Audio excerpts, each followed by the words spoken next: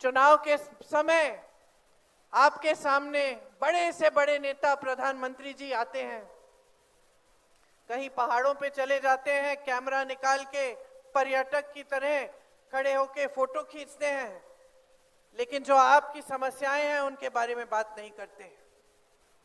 भगवान का नाम लेते हैं तो वोटों के लिए, आपसे कहते हैं कि भगवान के नाम से वोट दीजिए, लेकिन भगवान का काम कोई नहीं कर रहा है।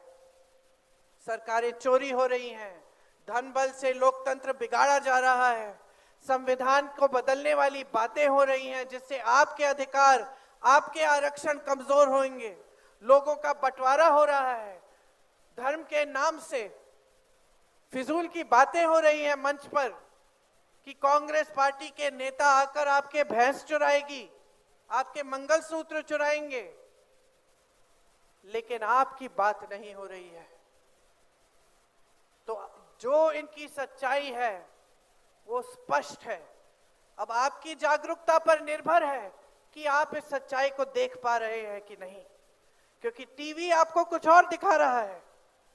आपको टीवी पे, सारे चैनलों पे यही दिखता है कि मोदी जी जैसे नेता कभी हुए नहीं है इस देश में, कि भाजपा जैसी ईमानदार पार्टी है ही नहीं इस देश में। आपको बताया जा रहा है कि अर्थव्यवस्था तेजी से आगे बढ़ रही है, लेकिन आप घर जाते हैं, महंगाई से जूझ रहे हैं, दुकान जाती हैं, मेरी बहनें कुछ खरीद नहीं पा रही हैं, बच्चों को पाल रही हैं, बच्चा बीमार पड़ता है तो समझ में नहीं आता कि इलाज कैसे कराएंगे। महंगाई इतनी हो गई है कि सिलेंडर का दाम छोड़िए, हर चीज का दाम इतना बढ़ चुका है कि सामना करना मुश्किल है। सच्चाई ये है आपकी, इस देश के नौजवानों की, कि जितनी भी मेहनत कर रहे हैं इनके माता पिता इनको शिक्षित करने के लिए, आज तमाम शिक्षित नौजवान बेरोजगार है, रोजगार मिलने का नामो निशान नहीं है। सरकारी पद खाली पड़े हैं, 30 लाख, 70 करोड़ नौजवान इस देश में बेरोजगार हैं।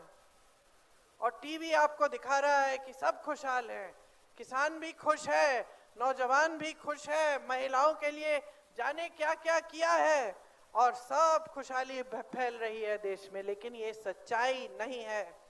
सच्चाई वो है जो आप जी रहे हैं, जो आप देख रहे हैं।